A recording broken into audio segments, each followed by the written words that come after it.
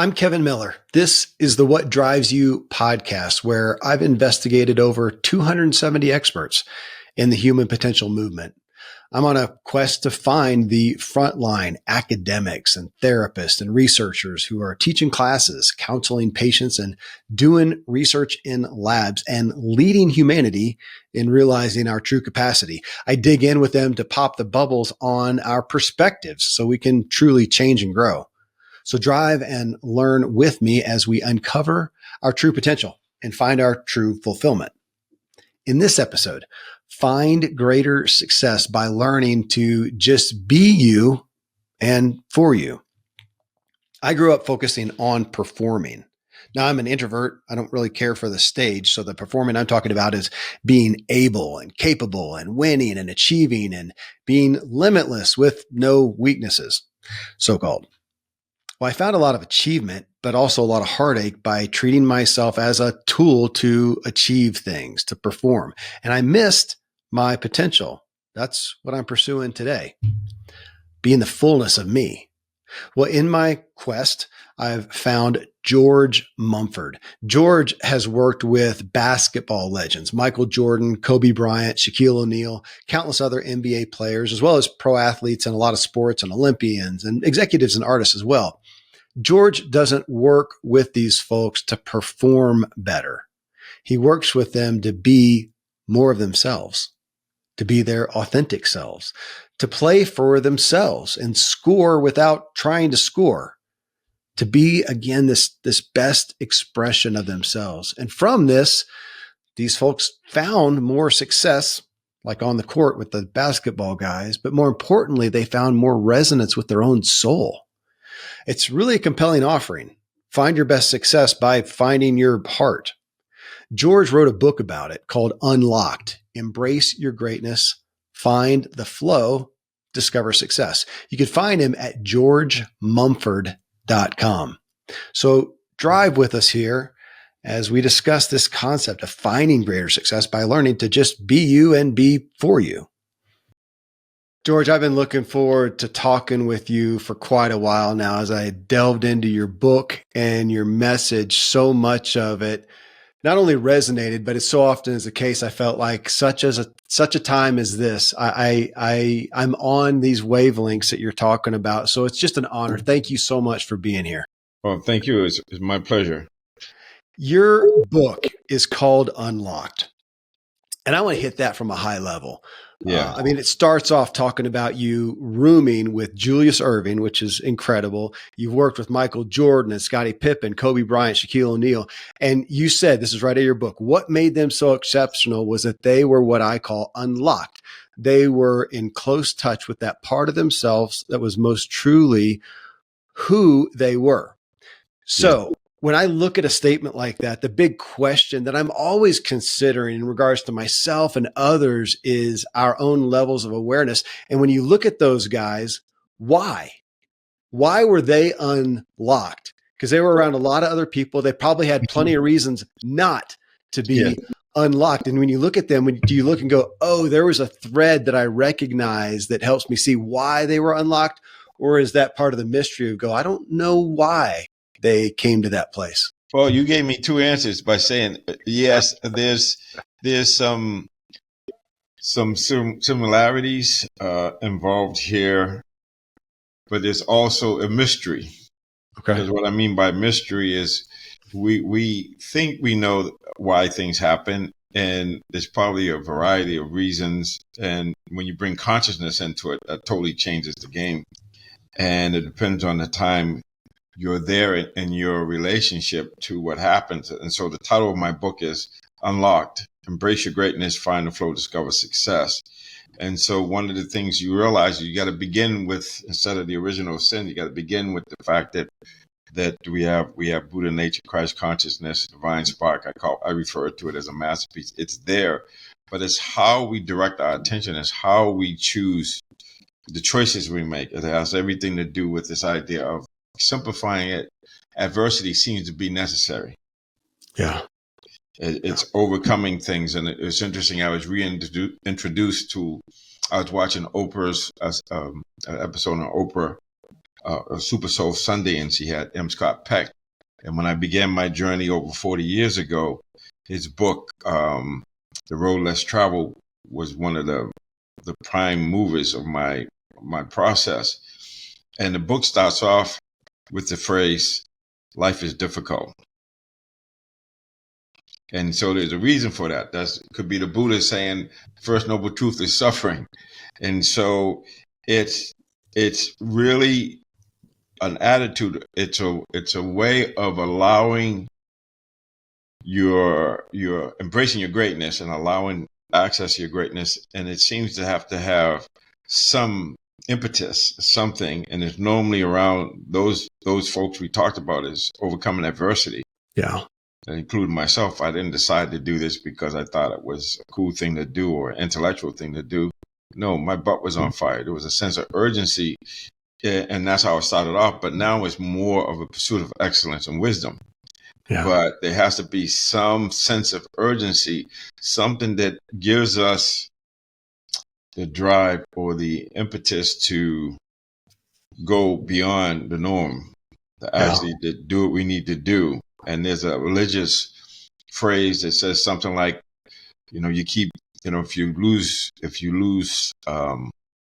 get distracted, you have to get back on point. And even if it's 70 times 70, that you have to do it. But that's not really a number. It means to do it until you can do it. So that means this tenacity, this, I would call it discipline. To just keep doing what you're doing until you can do what you want to do.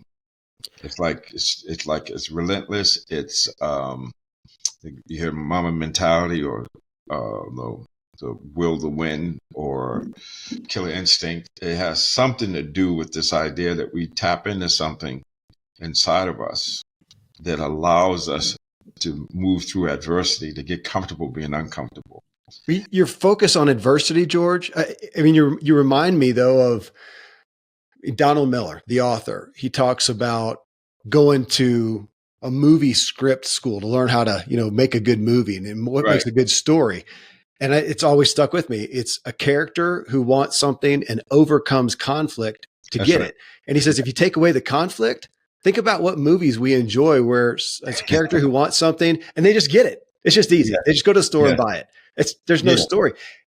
And I think of, the concept of, hey, we're going to die, go to heaven and sit on a cloud and sing hymns for 1,000 years. And that sounds terrible. I hope that there's some mountain to climb or something to do where I get to be a little challenged. I don't know. I mean, we're getting into theory of doctrine, but I mean, I want the challenge. I mean, the adversity at some degree, I feel like we look at that as, it's a bummer, life's hard. And I think, well, what would we do otherwise? Go play golf all day? Yes. So when we come to elite performers, they have a lot of things in common, but the number one reason cited, and there was a book called, the book that was written in 2006, came out 2006. I think it's Elite Expertise and Elite Performance or something around. It was a Cambridge book. All right. And the number one reason cited by coaches and elite performers for their success is the desire to succeed. It's the number one, to want to. And I heard somebody talking about the running back for the Chicago Bears, Walter Payton. I love that guy. And the guy talking about him said what differentiated him from others, he wasn't the fastest, the biggest, whatever, but he wanted it more. Yeah. And you hear Larry Bird used to talk about, well, I got to work hard because I know Magic Johnson is working hard and he's not going to outwork me. Mm-hmm. So that's when you have competition that allows us to bring forth the best of us and not to try to diminish somebody, but to actually meet that challenge. So there's something happens and then we interpret it as a challenge rather than as a blessing that shouldn't be happening. Yeah. But you have to have a tremendous amount of faith, or what I would call, it's called, Sean Accord talked about three things. He talked about this idea of positive genius, but I call it optimism. I call it, if you want to go to the Hall of Fame, the HOF, you need hope, optimism, and faith. And he also said, second thing was you need social support. We don't do it by ourselves. We're standing on the shoulders of giants. We have mentors or people who can show us the way or encourage us, inspire us to do and trust us to do what we need to do. And the third thing he said was that they see things as opportunities, mistakes as we see things as a challenge. So when you meet the challenge, there's something inside of us that likes to be stimulated. And when MJ couldn't do that, that's when he, retired. He didn't have any will to just be mediocre. He needed a raison d'etre to really be really engaged. Now, everybody's different, but it comes down to this idea of the want to, the idea of, especially when you can do it for the greatest good, not just for a selfish reason, but for the highest good, the greatest good, where you realize that, okay, somebody's paying a lot of money for you to see you play, and you want to not just entertain them, but you want them to leave there inspired, moved. You want to feel like you made a difference. Does that make sense? So that's when the heart gets in this movement. And that's some of my question, because when you look at those guys, especially, I mean, those are the biggest names in sports that you have worked with, and I'm fishing for. We have this cultural propensity, I think you know, and we'll discount them and go, oh, you know what? They're just supernatural. They came out of the sky and they got something that we don't have. And I'm questioning that. So I was a pro cyclist. So I have my own experience with pro athletics. And there's so many times, George, when I would experience somebody and I would think, that's some of the most raw talent I have ever seen. That person is stronger. Their endurance is better. I can't touch them, but I also know they're never going to win because they're not going to pull together the things needed, the will, as you're talking about, to do it. And so are we seeing these guys on the big screens because they're the best athletes? And I'm going to question that. I'm going to say they've got, and that's what I feel like your book is talking to. They've got these mental aspects. They may not be the best athletes, but they're the ones that were able to bring that critical thing, that thing that we have. Because I may not be God's gift to athleticism, which I'm not. Yes. I got on the podium because I really wanted it so badly. That's what I'm talking about. And really, and I have a quote in the book. I don't know exactly where it is, but I talk about this idea. I read this book by these women. It was a book on I forget. I can't remember all the books I read, but I read a lot of them. Well, basically, the message is authenticity is more important than achievement. And so this goes back to the existentialists, is being who you are. And the existentialists talk about this idea of having potential and having the will to express that potential rather than escaping from freedom. As Eric Fromm talked about, escaping from your destiny because you don't, for some reason, you don't take personal responsibility for yourself and personal responsibility for the fact that maybe your job is to be who you are and to share that with the rest of us, and to do it in the context of the highest good, the greatest good. Yeah. Does that make sense? So it does. I've got the quote. Not everybody has to be MJ or whatever. You just have to be yourself. So you could be the best plumber. You could be the best teacher or the best husband or the best father you can be. And what makes it important is because you are expressing yourself honestly. This is what Bruce Lee talked about martial arts. He said, martial arts is really about being able to express yourself honestly and authentically. Does that make sense? I pulled the quote out of your book, George. It was, winners have different potentials. Achievement is not the most important thing. Authenticity is. Yes.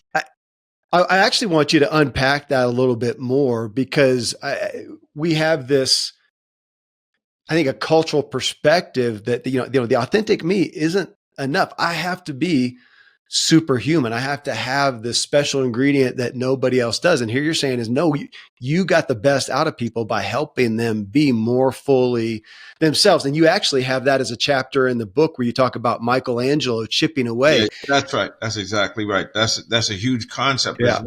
We are already masterpieces. We just have to access it.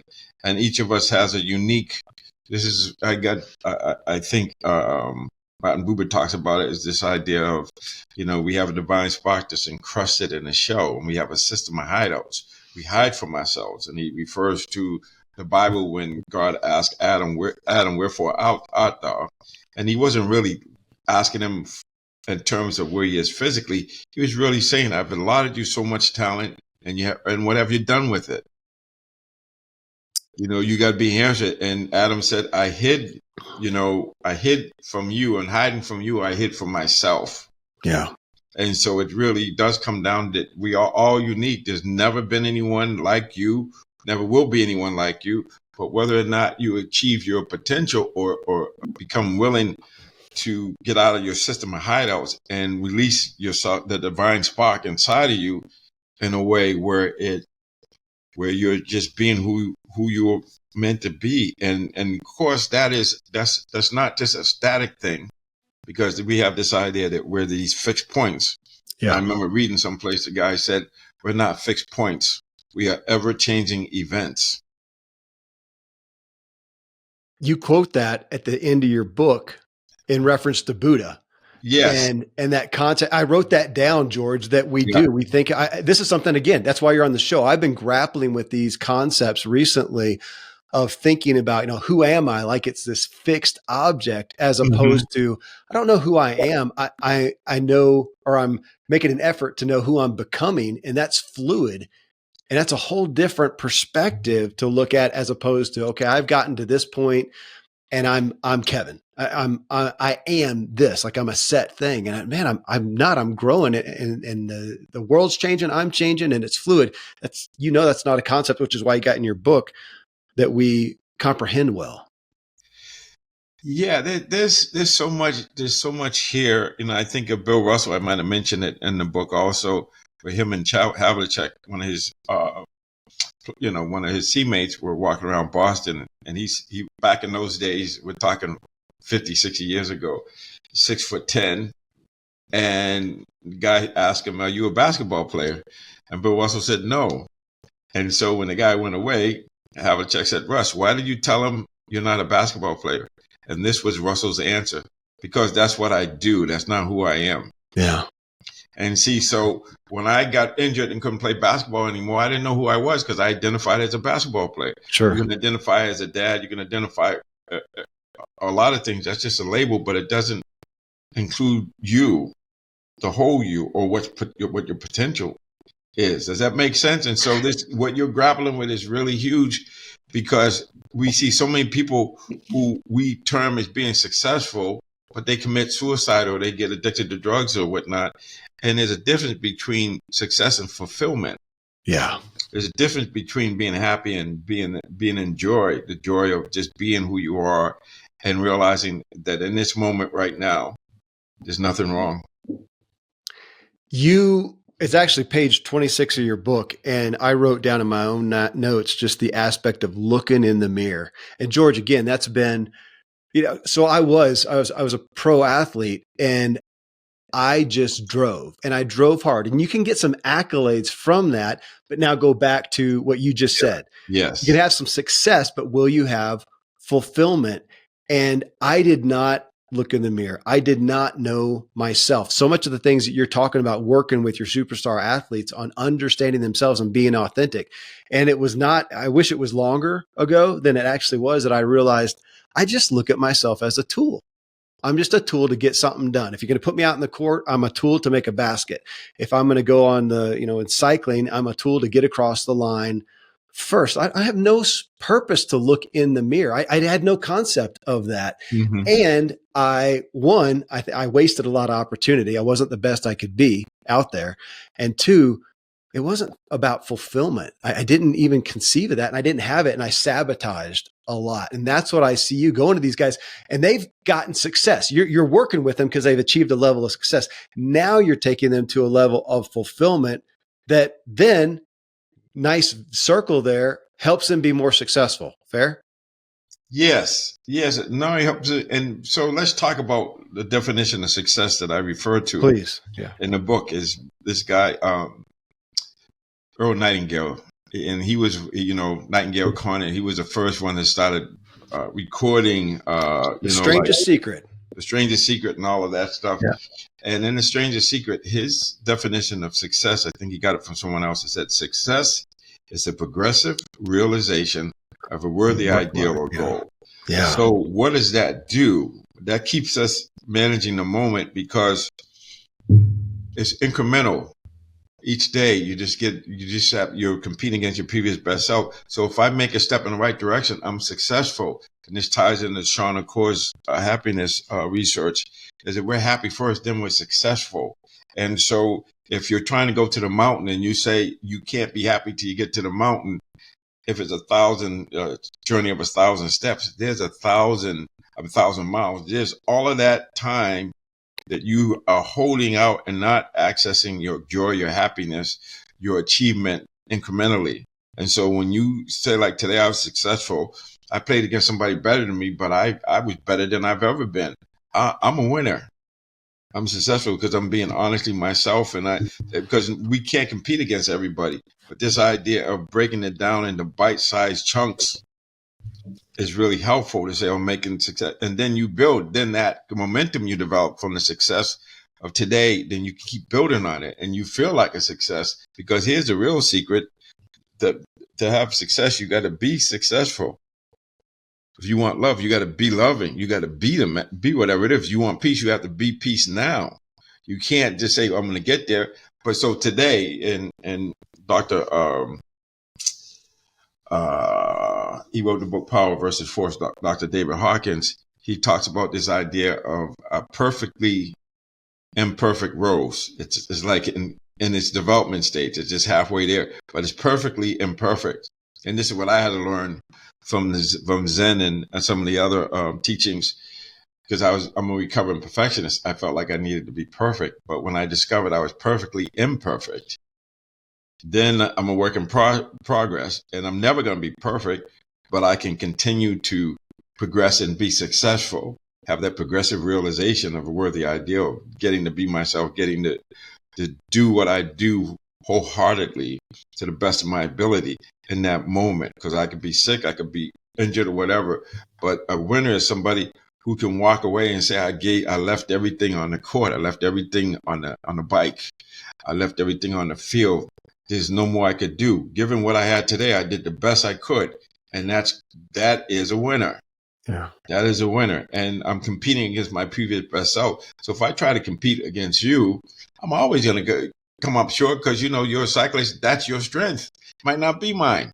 I don't have to be what everybody else is being. I have to be who I am. But we live in a society that's very keen on telling us who we should be or who they think we are. Yeah. And only one that can do that is you. You don't have to accept what people say you are. You can show them who you are. You, in this, again, my book is called What Drives You. And in this, in looking at these athletes, I appreciate you bringing it to success and fulfillment, but even success, looking at fulfillment, which begets, more success, and looking at the drive.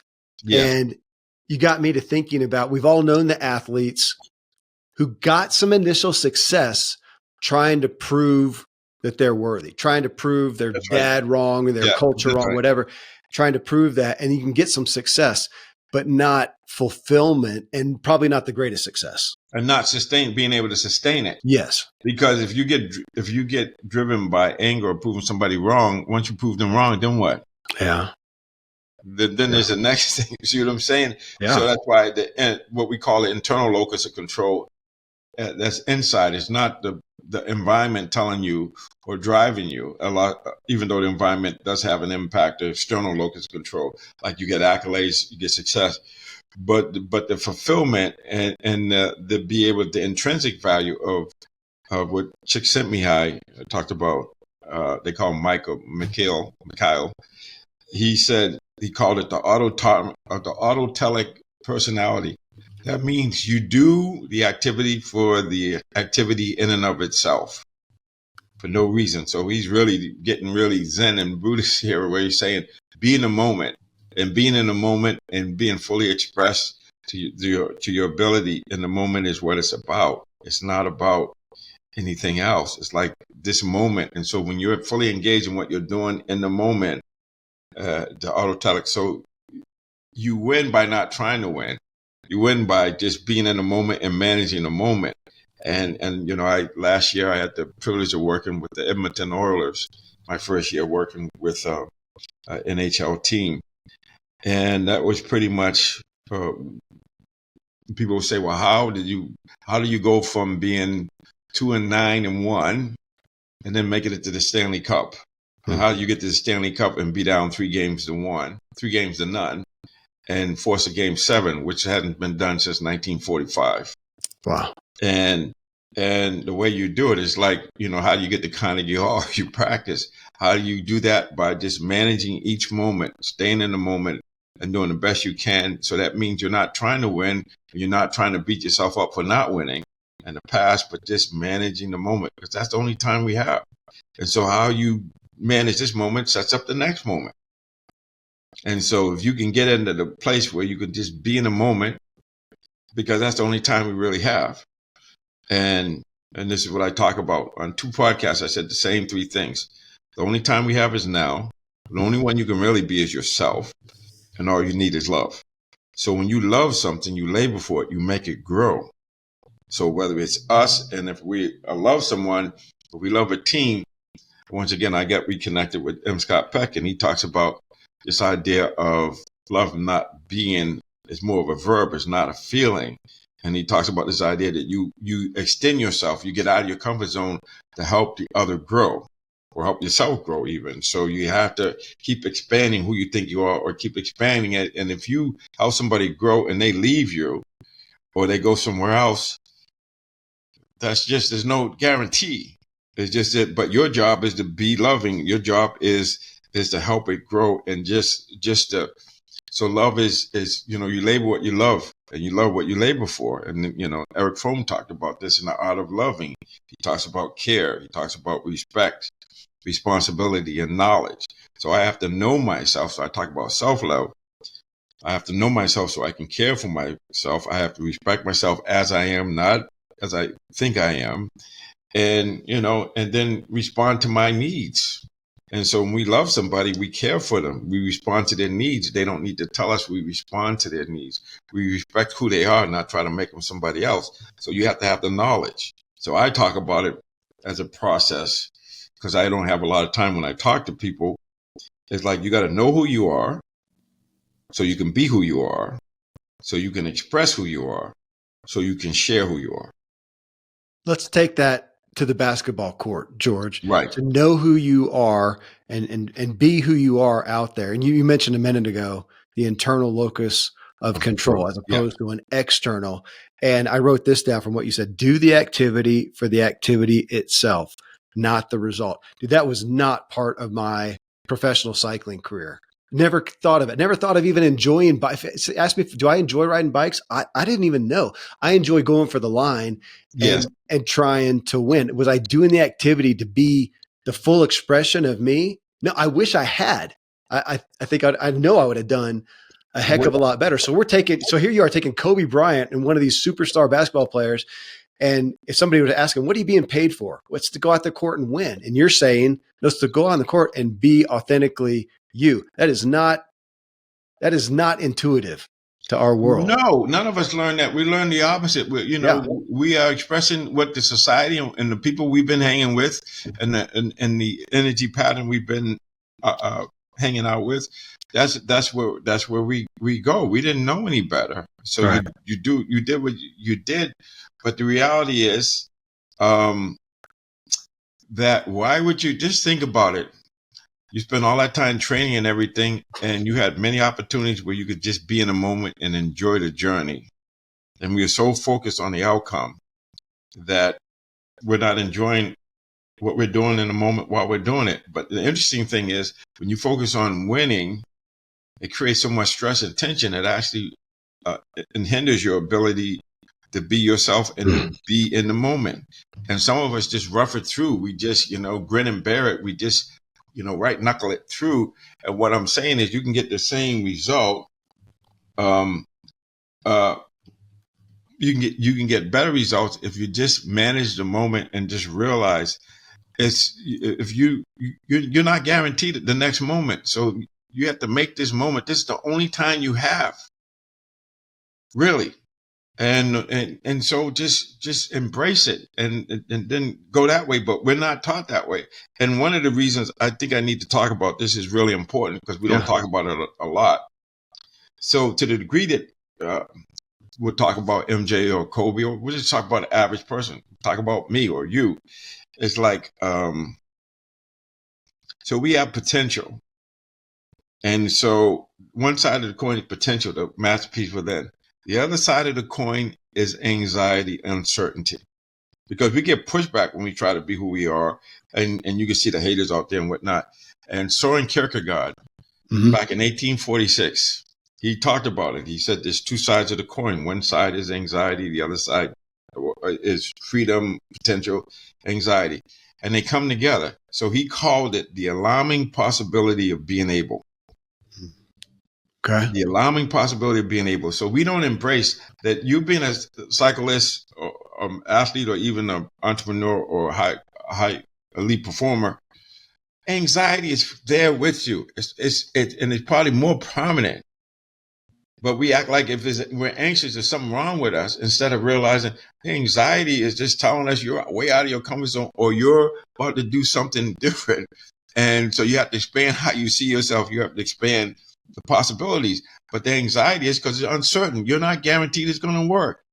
You're not guaranteed that people are going to love you if you achieve a certain goal. You've seen teams that when they're underdogs, people love them. But then when they become dominant, people don't like them. So there's this thing of there's somebody, because when you change, all your relationships change. So we have to embrace this idea that anxiety is part of it. And if we relate to it, it could just be normal anxiety rather than becoming like psychotic or neurotic anxiety. But we have to believe, because right now, in this moment, we have no idea what the next moment is going to bring. We don't. And you can see it in some cases where it's extreme, where it could be something really good or something really bad. I mean, you watch these tsunamis, or you watch, it could be, fires, and all of a sudden your house is swept up in it, or there could be many things. You get a phone call when somebody in your family has cancer or died or whatever, or, you get the diagnosis that you have, terminal cancer or something, or you get a diagnosis that you just got laid off. It could be a myriad of things that can happen. And so for us to not understand that our job is to embrace the moment and say yes to it, and then figure out how we're going to relate to it. I want to go embrace the moment. And I'm sitting here taking notes on embracing myself. Again, I keep coming back to this, George. That's what I was enamored with your book. It's not the normal sports psychology type book that I'm used to when you're coming into mindfulness. But let's take it, as you said, it doesn't matter if you're superstar on the court. It's me sitting here in my studio, or somebody who's sitting at their job as a CPA or whatever. That my job, this is what I wrote down as you're talking. My job is to be my authentic self, to be fully me, the best expression of me. But to do that, I've got to know myself, and nobody is teaching us that. Nobody's pulling us to that. And I do want to pull in also, because you mentioned potential. It stuck out to me. I think it's near the end of your book that you speak to not peak potential, but pure potential. It's right down this thread again. Yes. And it's just so meaningful. It is to me. Yeah. Because I'm sitting here thinking, okay, I did this for years, George. My job is to do a good show, have really brilliant questions, to know your book, and right. and to sound brilliant. Well, that's a performance. And my job now, and it took me a while, is to come in here and be me and ask the questions that I, Kevin, am curious to ask you, George. I want to have the discussion that I would want to have with you if we were sharing a cup of coffee or a glass of wine. Yes. And when I do that, it's interesting. More people listen.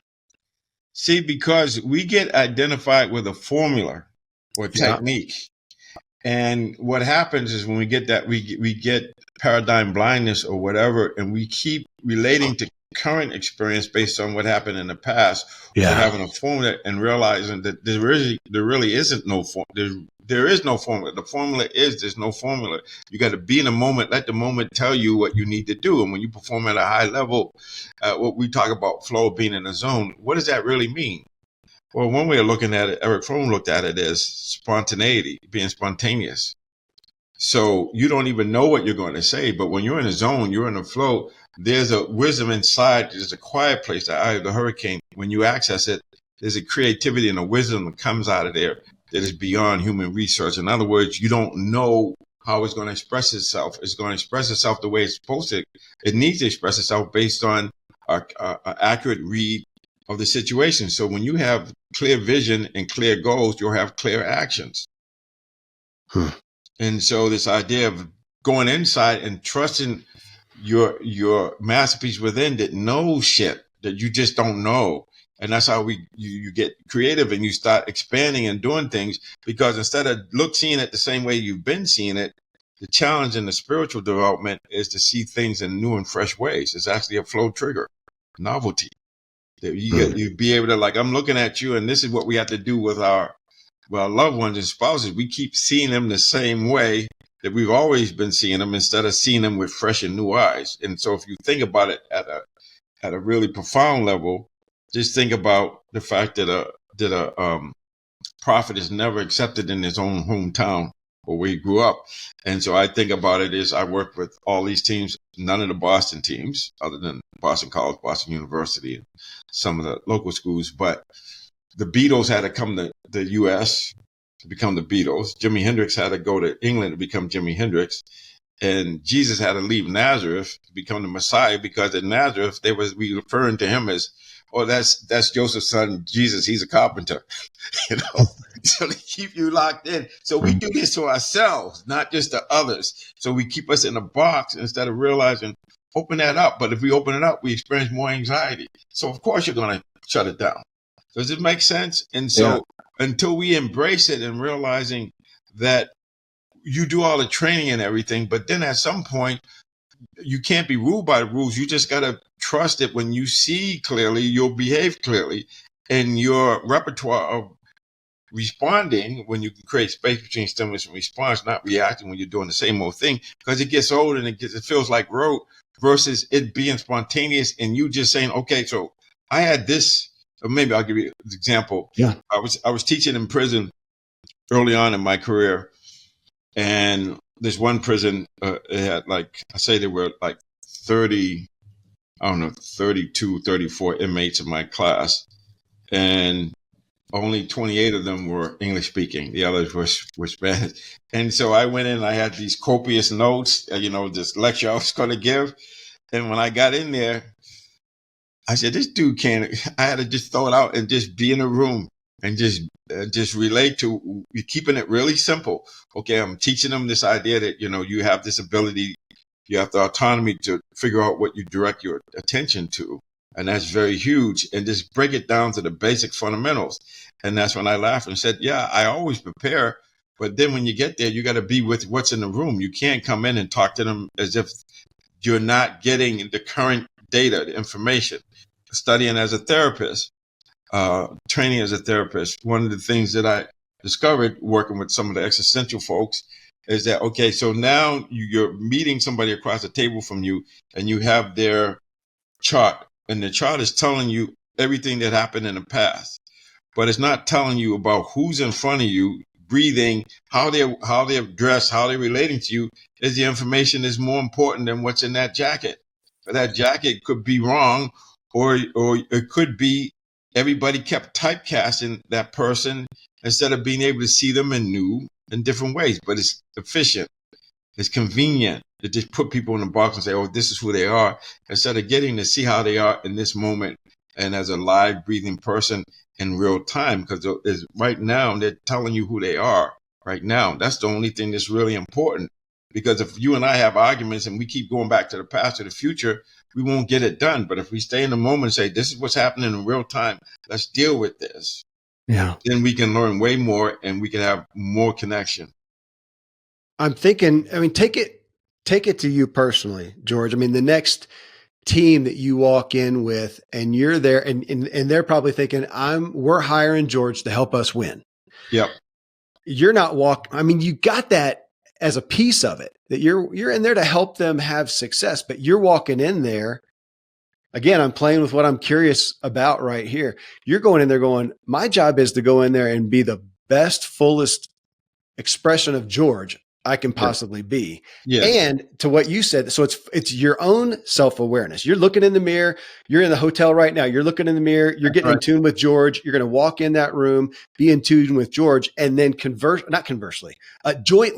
jointly be aware of that exact moment and the spirit in the room, the tone in the room, and figure out, okay, what do they most need? Because it may not even be the thing you planned for. Fair? Right. Well, you're just explaining what just happened last year with the Edmonton Oilers. I couldn't go in and talk to them like they were the Chicago Bulls or the LA Lakers. I had to go in not knowing, the don't know mind, and just assess it and then just kind of go from there. But one of the things that I teach, are basically self-awareness, self-regulation, self-mastery. Get to self-mastery. That's pretty much it. I'm just kind of simplifying it. So the ability to be aware, when I say aware, I mean embracing everything, not leaving anything out, inclusive of awareness, because we need to see, or we need to have people around us that know we have a blind spot and they're able to tell us, Yeah. listen to them. So the awareness of mirror mind, just seeing things as they are, not as we want them to be, and then realizing self-regulation. We can regulate our thoughts, feelings, behaviors, and how we interpret things so that we create space between stimulus and response. And we're always asking, okay, what's my core values? What is it? What's my intention? And then having space where we're not reacting to something, rather than seeing it and then responding to what is now, what is in the moment. And that takes that's why when I talk about my book, The Mindful Athlete, Secrets of Pure Performance, I talk about the 5 superpowers. And and one of them, mindfulness, is like the hub of the wheel. But you have to have intelligence. You have to know what the essence is. What is it you're doing? What's your intention? You need to know that. And so when people make wrong effort, like Sisyphus pushing the rock up the hill and it's coming back down, we have to have effort, but we have to have concentration. We have to be clear about what are we doing in this moment. So we have effort and poise. And if you have too much poise, you'll get sluggish. And if you have too much effort, you'll be frenetic. And so you got mindfulness cultivates them and balances those two qualities. But you need all of these to be mindful, be in the moment. Then the other pair is faith and insight or wisdom. Wisdom could be seen as information, rationality, or intellect, and wisdom, direct experience, or intuition. And so if you have too much, like most of us in this country, we have too much information and not enough faith. And some of us have too much faith in not verifying it to make sure that it's not based on some flawed assumption. And so you need this ability to be able to see, so that we're adjusting in real time. And this ties into happiness.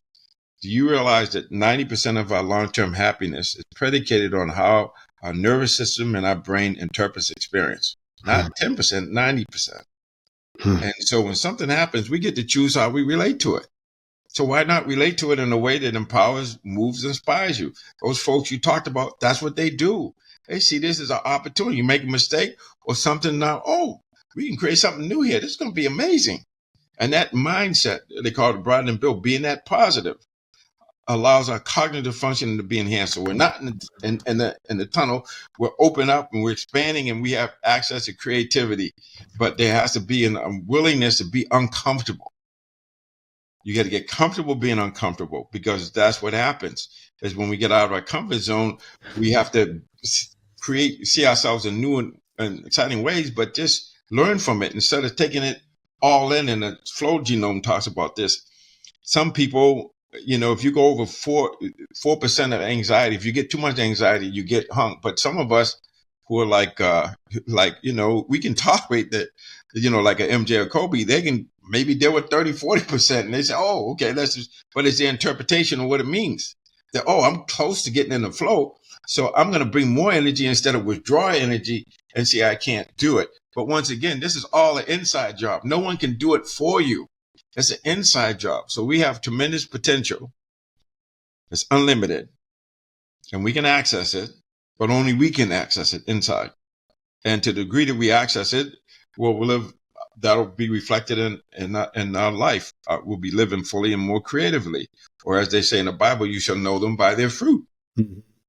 So if people have fruit, they earn that. No struggle, no swag. They earn that.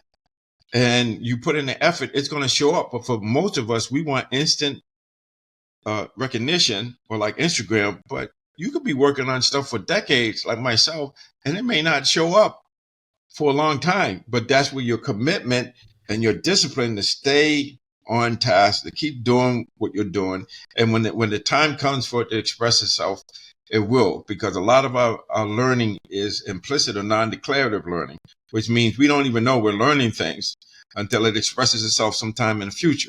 So a good example of that is learning how to ride a bike.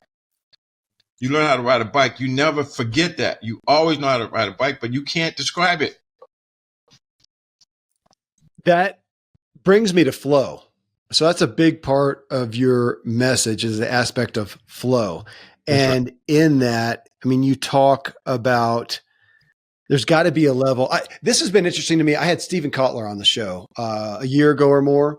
He's a and we bad talked about mofo. I read his stuff. he's the flow. Yeah, he's such, well, in current times, he seems to be the go-to for flow. But in that, it got me thinking about, to be in flow, to be in that place where you really click in and kind of rise above, there needs to be, well, I'll ask you, it feels to me like there needs to be a level of mastery. I'm probably not going to achieve flow in something. I went surfing about a year ago for the first time. I did not find any flow in that. I was just trying not to drown.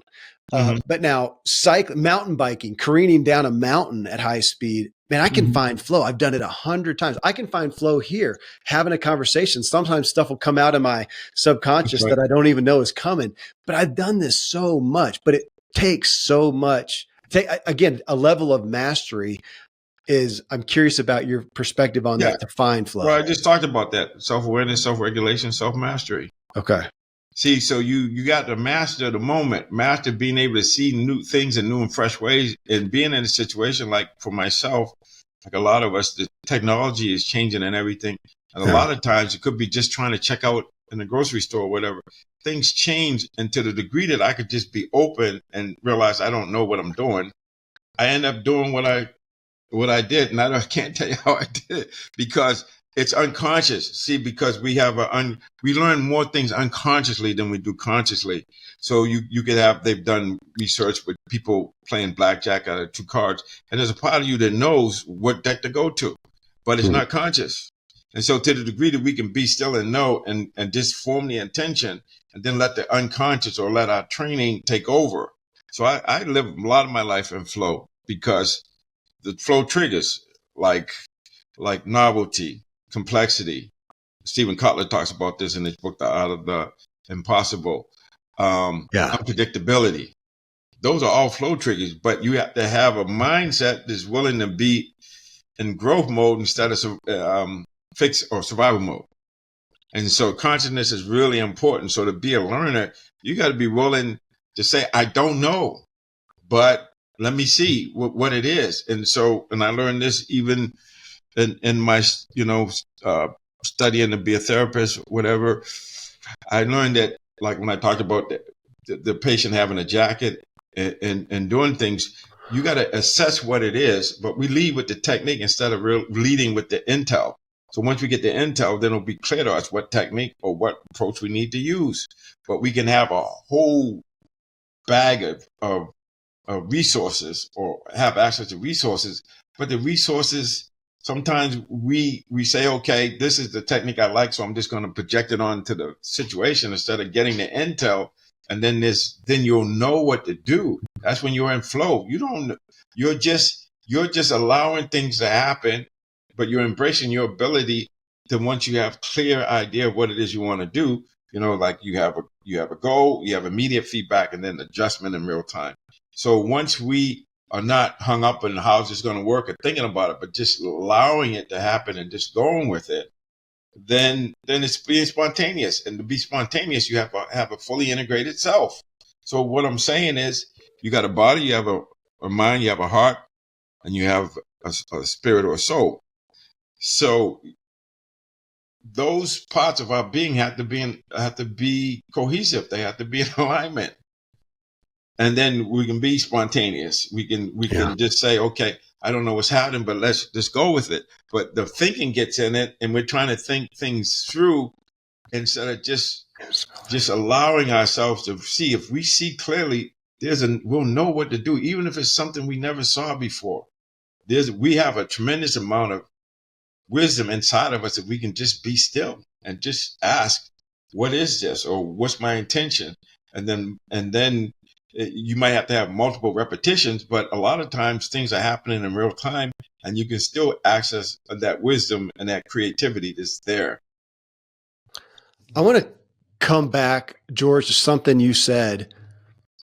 We're talking about mindfulness, and this, maybe I'm veering over into mindset a bit on this, because you talked a minute ago about being opportunity minded. I'm sitting here thinking about sports that obviously you train, but you don't train for certainty, because you can't be certain. You don't know what move somebody's going to make. I was talking to a friend recently about, now I was a pro cyclist on the road, but I do a lot of mountain biking today, and I'm training to be secure in the instability. It is unstable. Mountain biking down a Rocky Mountains is gravel and rocks and roots. It's unstable. I'm training to be confident on the instability.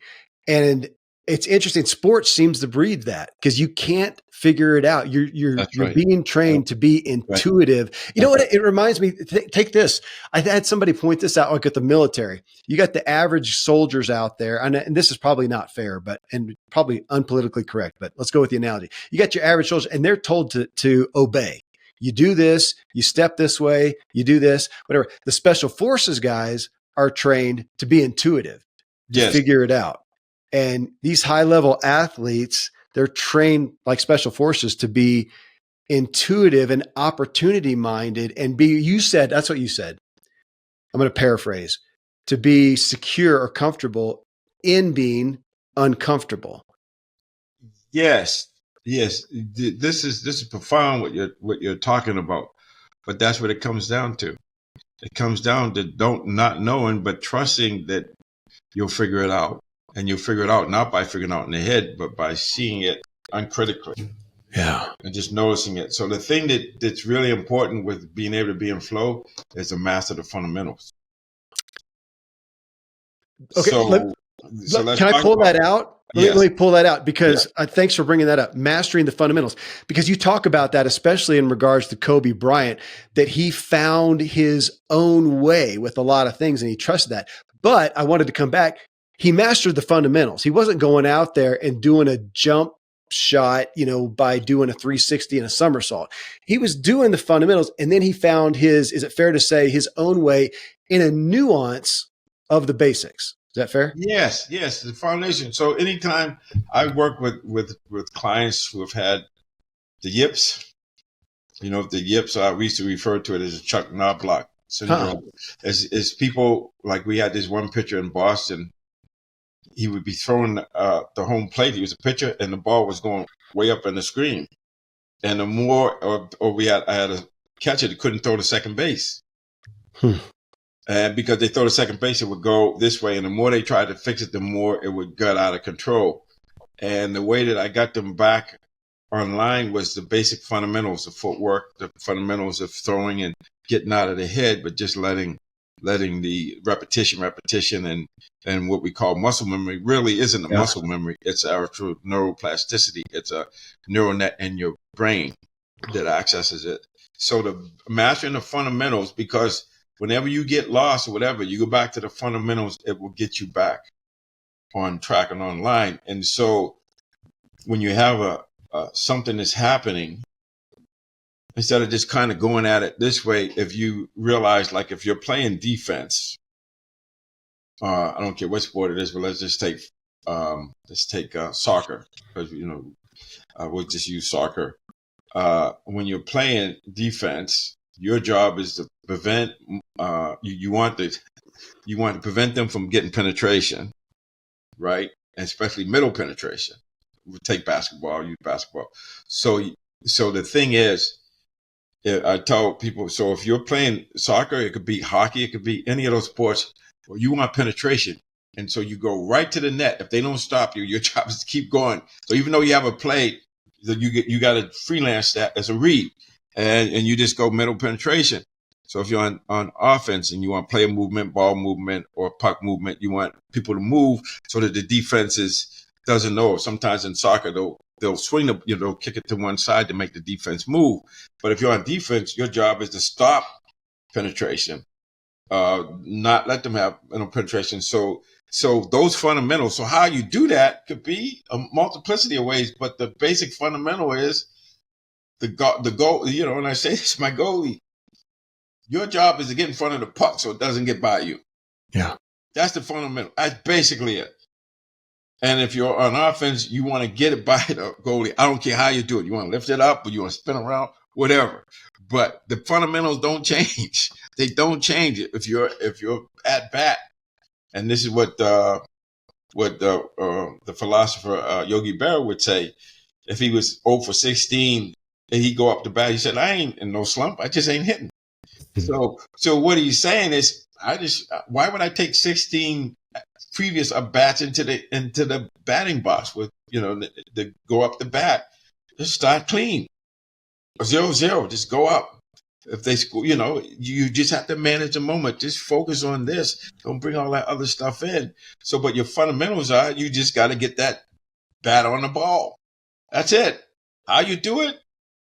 It's a myriad of ways. So you get what I'm saying? So the fundamentals are the foundation. And then from there, so these guys that can do all this stuff, hang time and all of that, their fundamentals are solid. And that's all I work with full teams for 30 years.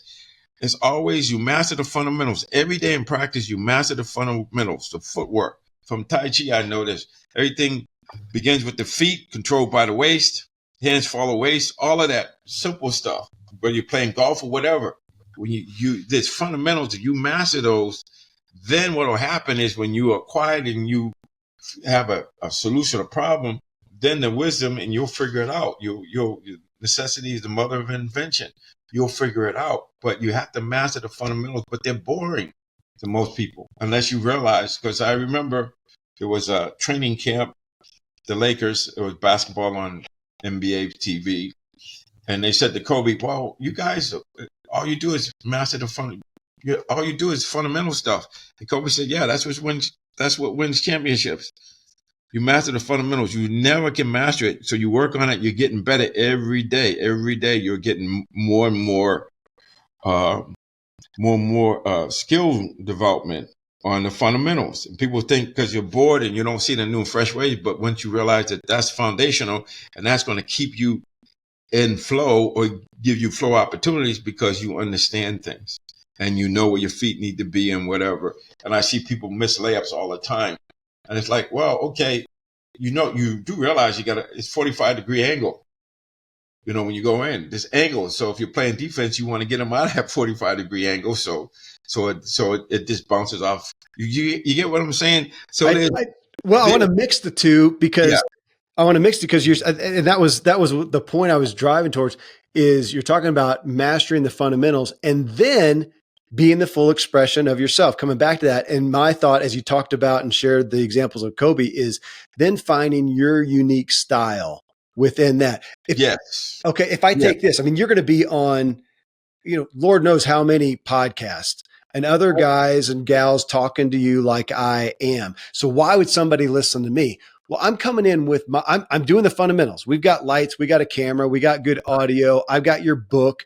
I'm not going to come in here not knowing anything about you. Hopefully that's the fundamentals of everybody's show you're going to be on. And then we're going to have our own style. I'm going to take my unique flavor of curiosity, ultimately, my own unique insight, and bring it into the fundamentals. So you got Kobe Bryant, who's practiced the fundamentals like MJ a billion times. They got those things down cold, and they've got to. And then within that, they find that nuance, that style of theirs that does take them to the next level to be the superstar. Okay. Yes, absolutely. Because only you can do it. And see, people have a bullshit meter. So when you're coming from your heart, when you're being authentic, people love that. I won't get into politics or whatnot, but there's some politicians that could be crazy as hell, but because they're authentic to how they see things, there's an attraction there. Fair. It's kind of crazy, but It is. and you could have somebody and be really great, but if you're not being yourself and you're trying to be somebody else, people can feel that. And so this is what I'm saying. So believe it or not, the quality of our conversation has a lot to do with you and the listening you provide, but the questions you ask. Yeah. So you ask really good questions, you're probably going to get really good answers. You I'm see what I'm getting them saying? so far, at least the ones that make. You see what I'm saying? Yeah. So it's this dance that we're doing. So Yeah. people can say, "Oh, George was great, whatever." But there's a receiver, and you gotta. There's two parts. There's a transmitter and receiver, and we're doing both. But it's just, to me, I feel like just speaking from my heart, being honest is really important, and just being authentic. Yeah. So whatever I'm teaching, I'm being. Yeah. Does that make sense? It does. It does. I want to hit on. It's interesting. I don't think of sports enough, probably because I give them a lot of credit, and I need to. In going through your message, your principles here, you give a lot of focus, and in one chapter specifically on mistakes. And I hadn't thought about it this way, George. And we hear a lot about failure and not looking at it as failure. Zig Ziglar, failure is an event. It's not a person. I love that. But we talk about, making mistakes and failure. And I still feel like as a culture, we're still scared of it. That's right. And I was thinking about, as you wrote about it, and I'm thinking about sports, I mean, your job is to go to the end, to push. And we sit there and watch, we watch these guys. We expect them to go to the absolute, guys and gals, to go to the absolute limit, to the point where they make a mistake. We expect them to over and over. We're going to make 10 mistakes so that they get one, knock it out of the park. That's and right. We expect that. And we'd be upset if they didn't push the limits, if they played it safe. Why don't we take that into our jobs, as you talked about, a plumber, a CPA, a podcast host, that if I am not doing that, I'm playing it safe and I'm going to get overtaken by other people who are pushing the limits to some degree. Fair?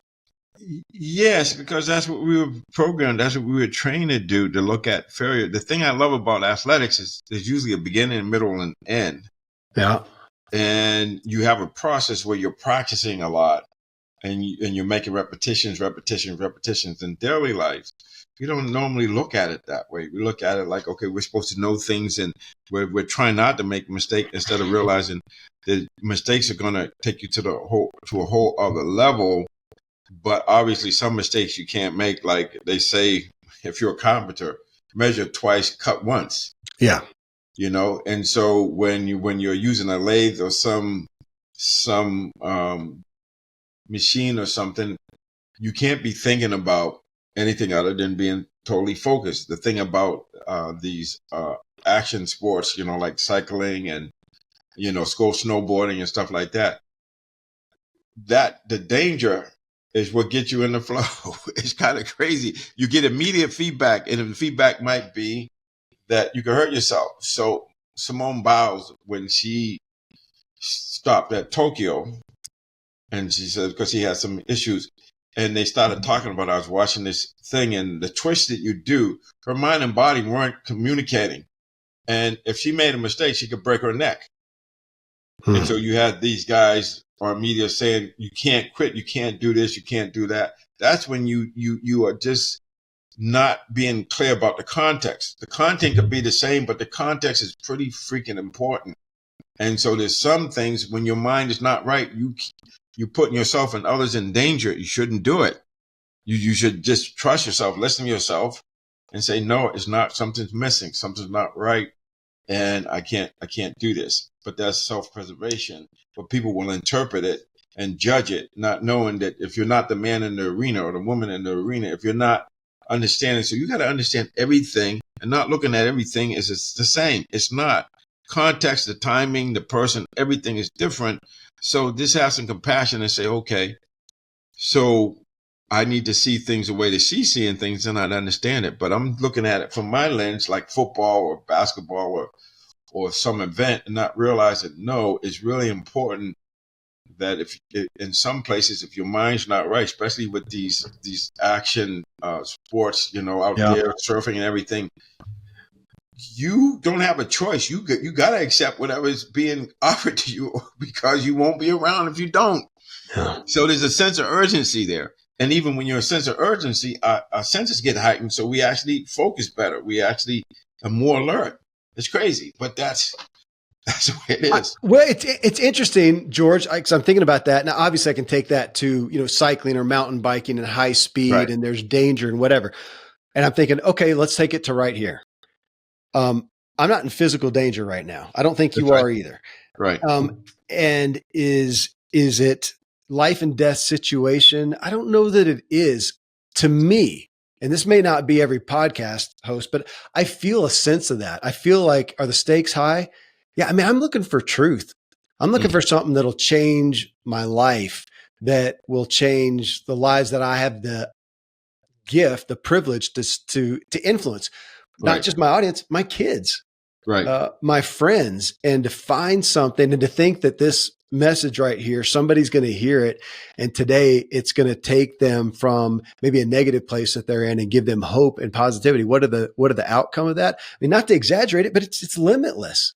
It's huge. It's huge. You give them a lifeline, and then they open up. This is what happens. Is it's when you get ignited, when you get inspired, when you get motivated. Yeah, that changes everything. I mean, that's what happened to me when my friend came by to my house to take me to a 12-step meeting on April 1st, 1984. I'm looking at dude and saying, he's just like me, but he's clean. That's a miracle, man. I mean, what's going on?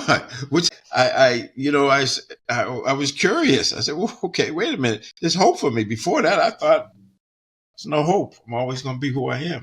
But once you see the possibility of a new future, because we live in the future we see. So we have to, even some people like myself will have you get you to the point where you look at things differently, and then everything changes. But then it's also this idea that you can do that for yourself. And so once again, then going back to what Steve Kotler in his book, Out of the Impossible, he talks about drive in terms of curiosity, passion, and purpose. Yeah.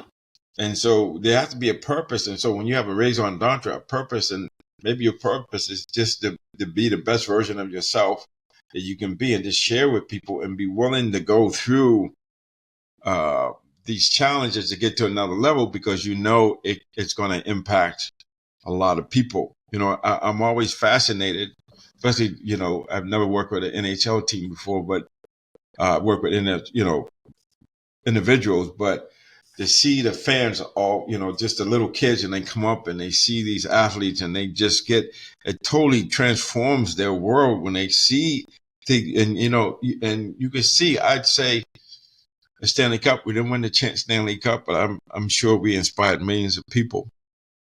And maybe that's it. And so to be able to say, okay, yeah, we came this close, but we didn't win the cup, but we had such an impact that maybe if we win the cup, yeah, we'll have an impact. But people were impacted, and okay, we didn't win the cup, but we had a great experience, and it inspired us to look at our lives differently. We can't and that's why sports is it's a spiritual happening, really, if you think about it.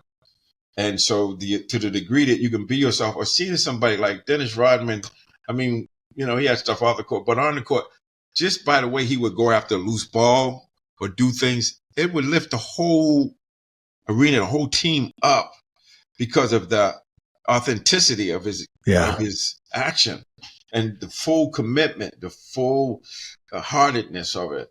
It's inspiring. You see it with people. Sometimes they're not the most gifted, but you get inspired by watching how hard they play. One of my favorite teams, one of the teams I have the fondest memories, I was working at Boston College, the men's basketball team, and they were like 6-21, something like that. But I have fond memories of that team. Why? Because they always, they lose by 40, but you say, man, they left everything on the court. That's a winner. I keep saying that, and then 2 years later they ended up being 27-5. But that was the start of it, because when you lose and you care, then you get busy. Then you learn. You're more coachable and everything, and then you go from there, and then you end up. So if you take Michael Jordan, he got cut from his high school basketball team, when I saw him with the Bulls, he acted like he was still trying to make the team. So that's how he turned it. He turned it around and said, no one's going to outwork me. I'm going to, everything I do, I practice and play. It's the same. There's no difference. The way he practices, the way he plays, he's coming at you. He's getting better and that sort of thing. So something happens and then how you interpret it, he could have just said, I give up and just quit. Or he just said, oh, no, this is a challenge. There's something for me to get here. There's something for me to learn. And that's what I'm hoping people get, is to look at adversity as an opportunity. And I don't mean doing something silly or endangering yourself, but I'm saying look at it and assume that life is giving you a lesson. If you don't learn it, you're going to keep getting it. Yeah. So why not learn? What is the lesson here? But you have to come from a place to realize you have everything you need to succeed. You have a masterpiece and you can do it your way. But like me, when I learned how to play the guitar, I would play other people's songs. That's what people do. But at some point, you make it your own. So I listened to Along the Watchtowers that was written by Bob Dylan. But when Jimi Hendrix plays it, it's like, damn, that's Jimmy's song now. Because I used to think it was. Yeah, exactly. So you see what I'm saying? Yeah. So imitation, but then at some point, you got to be yourself. So MJ could be, and Kobe could be emulating MJ or whatever, but at some point you got to be your own person. But but in that process, you start to listen to your heart, and if something will say, do this, do that, or this is what I really am interested in. Like for me, it wasn't cool for me to be intellectually stimulated, but when I got clean, I gave myself permission. Okay, I'm just going to do what I want to do. I'm not worried about fitting in anywhere or anything. It's like I got a new lease on life, so I'm going to be myself. That's the first leadership decision you can make, is to be yourself instead of being who people think you ought to be, because it's safe to be conform and to hide in plain sight. And we're doing a lot of that in this country right now. We got a lot of people sitting on the sidelines and not realizing that if you don't stand for something, you'll fall for anything. But at the same time, why not go back to the fundamentals of the Constitution? It's really simple. It's really simple. Why are we here? What are we doing? And when we lose who we are, that's when we get lost. If you don't know who you are, you end up being anybody. And if you don't know where you're going, you end up going anywhere. So why not choose who we're going to be and go where we want to go? That's it. George, right there. And I want to land on this one. You have a quote in your book. Martin, is it Buber? B-U-B-E-R? Yeah. If a man makes peace in himself, he can make peace in the world. That, I can't tell you how much I wish I had known that in the past.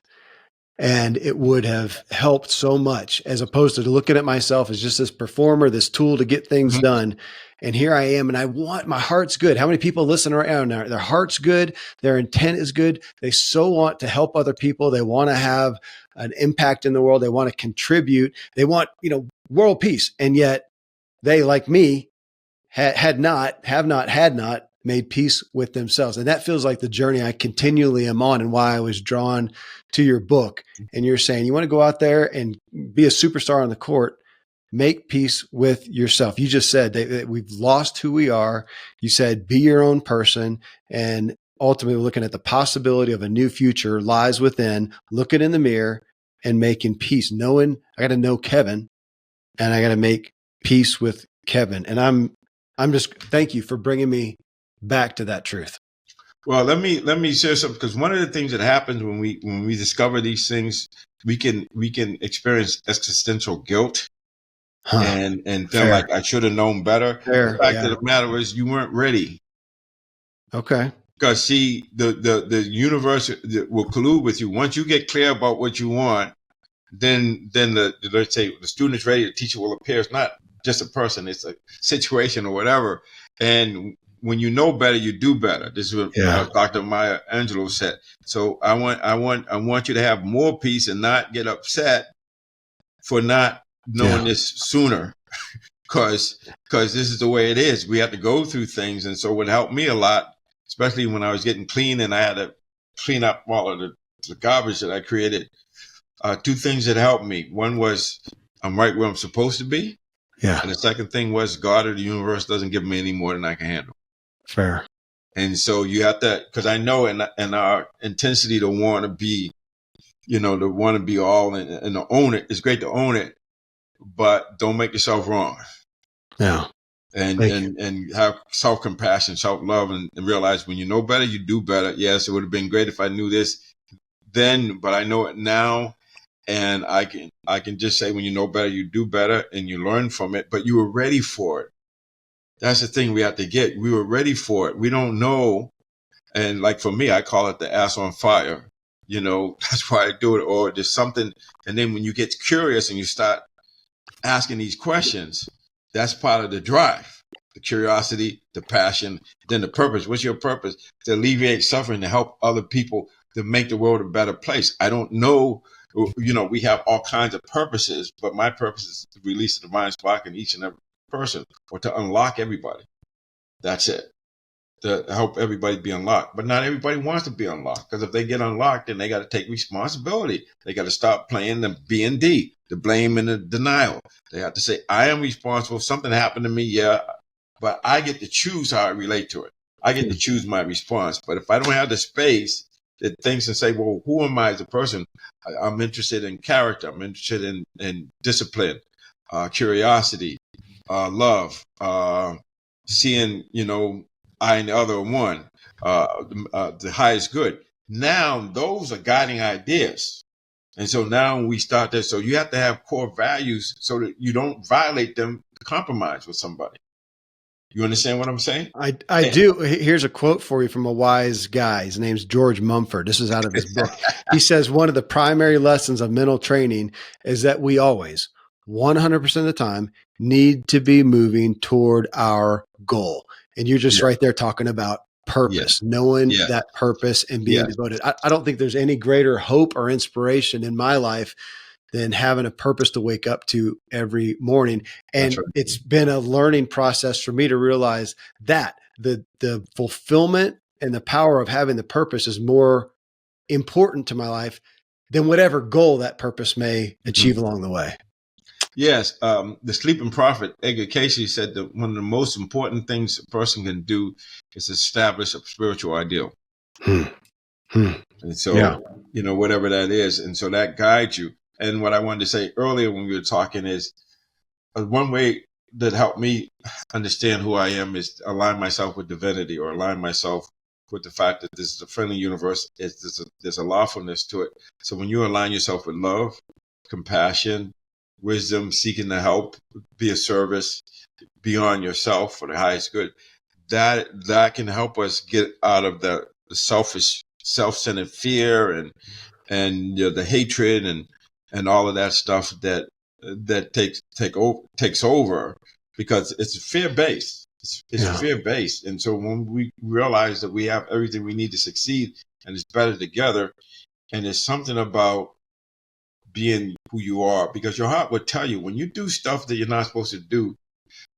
If you listen to that still small voice that's easily drowned out, it will tell you that's not right. Something wrong there. Can't do that. But we drown it out. And we override it. We call audible, and we don't listen. How many times I can tell you that something told me and I didn't listen. Then afterwards I said, see, and then what happens? Then I start doubting myself. But if I listen to it, then it actually becomes a source of wisdom. Yeah. So we got to train the heart so we can follow it, but we got to train it with those, what it is. You can talk the 10 commandments, the 5 precepts, whatever. But it's always about, to me, Jesus taught really 2 things: love everything and continual forgiveness. So that's what I was saying. The forgiveness of ourselves and others is so huge, man. Because I know you like me. You got this energy, and but at the same time, we can't use that against ourselves. We got to be gentle with ourselves, man. Yeah. So that we can do even better things. You feel me? I do. This is the journey I'm on, George. Yes. That's why I'm here. And that's why you're asking these questions, because this is what you're ready for. Yeah. This is what there's a part of you said, once you said that, the universe will collude with you, man. It's so powerful to understand that. It is. Thank you. That's probably worth the price of admission today. I've gotten a few of them, but that one, because it is, I struggle sometimes with going, man, I wish I had known this earlier. But as you say that, the earlier me I wasn't open. I wasn't even looking. I didn't know. I guess I Right. could wish I wasn't as ignorant as I had been, but at least I'm figuring it out now. Yeah. Well, the thing is, there's some stuff that I used to do and stuff that before I got this, I'd be embarrassed to even think about it. Yeah. Because it's like, you realize that the mind, when it gets like that, there's no shame. You do shit that, you say, oh, no, I did that. How did I do that? Well, because the conditions were right for what happened to happen. But then once we learn from it, so people would say, you talk about all your struggles, you're really vulnerable in the book and everything. I said, vulnerability is power. But it's like when I own it and I say yes, then maybe that helps somebody else. Yeah. To say, but everything that happened to me had to happen for me to be where I am and who I am now. Yeah. It had to happen. There's a lot of stuff that I would have loved to say no, but everything was happening the way it was supposed to be happening because the conditions were such that what happened. Yeah. Yeah. George, man, thank you. Thanks for being here. Thanks for making the effort to write a book. I understand what that takes, and I'm grateful for the time with you. Obviously, when we put this out, we're going to promote the book. Any place else that you want people to connect with? Yes. So my website, georgemumford.com, but also I have a YouTube channel that I do at home with George. I've done 199 episodes so far this week. Hopefully do 200. Of course, you have my books Unlocked and The Mindful Athlete. And if people Google me, there's so much stuff out there. But going to the website, I got an online course, the Mindful Athlete course I do twice a year. I have an app out on the Apple. I'm trying to get it on Android, but it's called Quick Hitters. So people who want to, because not everybody can afford to work with me, but the app is like $99 for the whole year, and you'll get lessons and text messages every day and whatnot. So that's something. And I'm working on a youth course that I've done a little bit on because I want to get them earlier before they get radicalized or tribalified, whatever you want to call it. Because the young people, I want them to be able to not do what you and I had to go through, although it helped us on some level. But if we can get them to learn some of these lessons about being yourself, and you can't just do what everybody wants you to do. You have to do certain things, but you have to know who you are, and you have to stop listening and unlocking yourself. That's what we need. Hey, man, thanks for being here, George, and helping me unlock more of myself here today. I'm grateful, and I'm grateful to share this with everyone as well. Man, thank you for the time, and I'm honored to have connected with you. Well, you're an amazing man. I don't think you know that. I don't know if you know it or not, but I enjoyed this conversation. Likewise. And I learned a lot from you. You don't think people laugh. I crack up because people say they learn from me, but I learned from you as well. And your questions were great. Thank you. Thank you. Well, it's been a gift. I can't wait to share it with everyone. And I'm just going to keep chewing on it myself. I need it. Yeah, me too. Because I record it, I'll listen. Because what happens sometimes, I'll listen to first when I started, maybe just to give you a little something so people have some hope. When I first started recording myself, I hated the sound of my voice. And it was like, but I stayed with it. And then I got to a point where even when I write, I'll say, man, where'd that come from? That's some good shit. And then I say, oh, that's a keeper. I got to remember that. Oh, that was good. See, because when you're being spontaneous and you're just letting whatever's there flow, you're not keeping, you don't remember everything because you're just letting it happen. Does that make sense? Yeah, totally. And so I record it and I get a lot of wisdom that way. Oh man, I don't know where that came from, but that was pretty cool. So you created a listening and the questions. Thank you. Hey man, thank you. Thanks for joining us on this drive. Again, that's George Mumford. His book is Unlocked. Embrace your greatness, find the flow, discover success. And you can find him at georgemumford.com. He's got a great YouTube channel. He's got an app and all kinds of things where you can connect with him. You got a question for me on what we talked about here or for George, I'll let him know. Email me, kmiller@kevinmiller.co. Until the next episode, I hope this one helped you drive further and enjoy the ride. Thanks so much for joining me on this journey. I look forward to meeting you in the Drive Tribe community for ongoing discussions about each episode. You can subscribe to the Drive Drop newsletter for weekly updates. Find it all at kevinmiller.co, along with all our social media and video clips. Until next time, I hope this episode helps you drive further and enjoy the ride.